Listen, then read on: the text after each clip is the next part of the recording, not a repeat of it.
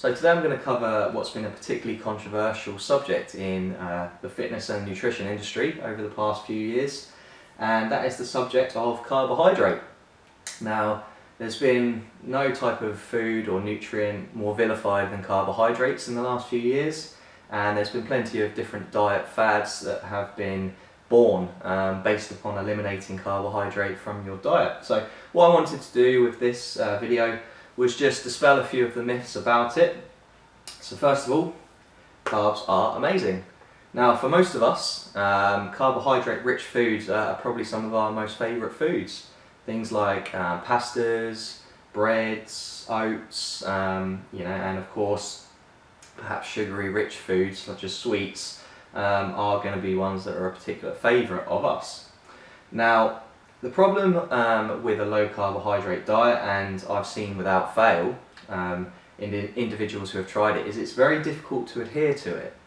Now the reasoning for this is by restricting carbohydrates from your diet, you're restricting a lot of food groups, and these are perhaps foods that are particularly enjoyable for you. And the main kind of thing you need to look for when you're trying to stick to a diet is that it's enjoyable and inclusive of foods that you enjoy. So there's definitely no reason to be getting rid of carbohydrate from your diet. The thing that is important in perhaps fat loss, if that is your goal, is just a energy deficit by reducing calories. And you certainly don't need to reduce those calories by getting rid of all carbohydrates. So I wanted to touch on sugar as well.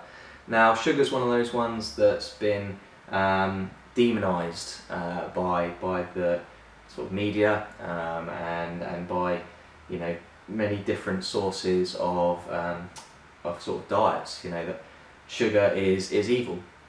Now that's really not the case. In studies that they've done, without fail actually, when they have compared a diet high in sugar with a diet low in sugar, as long as the calories have been controlled and the amounts of protein that they are eating have been controlled, they have shown pretty much exactly the same amount of fat loss and weight loss through the diet. So whether sugar was high or low really made no difference. Now, of course, you don't want to be eating a diet which is composed completely of sugar. Obviously, you're going to be losing out on a lot of nutrients if your sugar intake is making up the majority of your calories. But there's certainly no reason why you really need to be too focused on keeping sugar to a minimum. Now, obviously, certain foods for a lot of people that are high in sugar are trigger foods. So foods that they are likely to binge on. Chocolates, donuts, etc., etc. And obviously the reason that these are a problem is not because they are high in sugar, it's because they push people's calorie intake up particularly highly because they start overeating them. So if you are able to control your calorie intake, then sugar is really not something I would worry too much about. Obviously if you are trying to get in shape anyway, you are looking to make healthy choices and sensible choices. But there's certainly no reason why you need to get rid of it completely. Like I said, with calorie control and enough protein intake, sugar should really not be too much of a problem for you. Now fibre is another one. Fibre is basically an undigestible form of carbohydrate. And fibre keeps you regular, so because it's undigestible, it helps obviously with bowel health. So it helps you go to the toilet nice and regularly, and fibre is also very high in volume, so eating plenty of fruits and veg, and lots of different coloured fruits and veg especially, is going to make sure that you're getting enough fibre in your diet. Fibre helps keep you full as well, so it's good for hunger management, especially when you're on a diet. And a good rule of thumb is for every 1,000 calories you're taking in, aim for about 10 grams of fibre. So if you're on 2,000 calories per day, 20 to perhaps 25 grams of fibre is going to be a good amount to intake.